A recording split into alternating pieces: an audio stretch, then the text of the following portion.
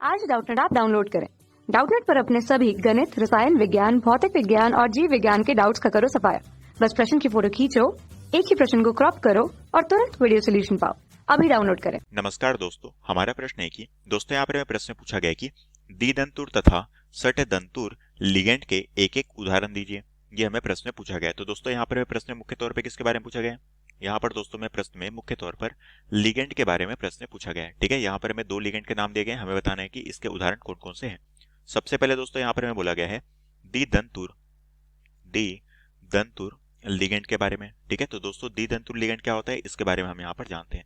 तो दोस्तों हम जानते हैं कि द्विदंतुर लिगेंड में हमारे क्या होते हैं, दो दाता परमाणु उपस्थित होते हैं। ठीक है, और इसका दोस्तों अगर मैं उदाहरण देखूं तो उदाहरण के तौर पे क्या होता है दोस्तों, उदाहरण के तौर पे होता है हमारा एथिलीन डाइएमीन। ठीक है, तो उदाहरण के तौर पे होता है हमारा एथिलीन डाइएमीन। ठीक है, ये हमारा क्या है दोस्तों, एक तरह से हमारा द्विदंतुर लिगेंड का उदाहरण है। अब दोस्तों इसे हम द्विदंतुर लिगेंड में क्यों लेते हैं, इसे हम दोस्तों यहाँ पर संरचना के आधार पर देखते हैं। तो संरचना क्या होती है दोस्तों, इसकी यहाँ पर बनती है इस तरीके से। ये होता है हमारा NH2। ठीक है, ये दोस्तों एकल बंध के साथ जुड़ा है किससे, CH2 से।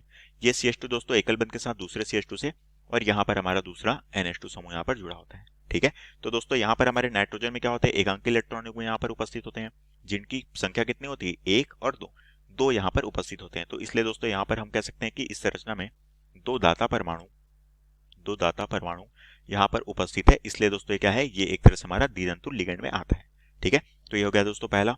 अब दोस्तों हमें दूसरा जो बोला गया वो है षटदंतुर लिगेंड। ठीक है, दूसरा जो हमें प्रश्न पूछा गया था वो है षटदंतुर लिगेंड। इसके बारे में हमें प्रश्न पूछा गया। अब दोस्तों हम जानते हैं कि षटदंतुर लिगेंड जो है इसके उदाहरण हमारे कौन से आते हैं दोस्तों। अगर मैं षटदंतुर लिगेंड की बात करूं तो इसके उदाहरण में आते हैं हमारे EDTA, जिसे दोस्तों हम ethylene diamine tetra acetate acid के तौर पे जानते हैं। तो मैं दोस्तों इसका पूरा नाम लिख लेता हूं।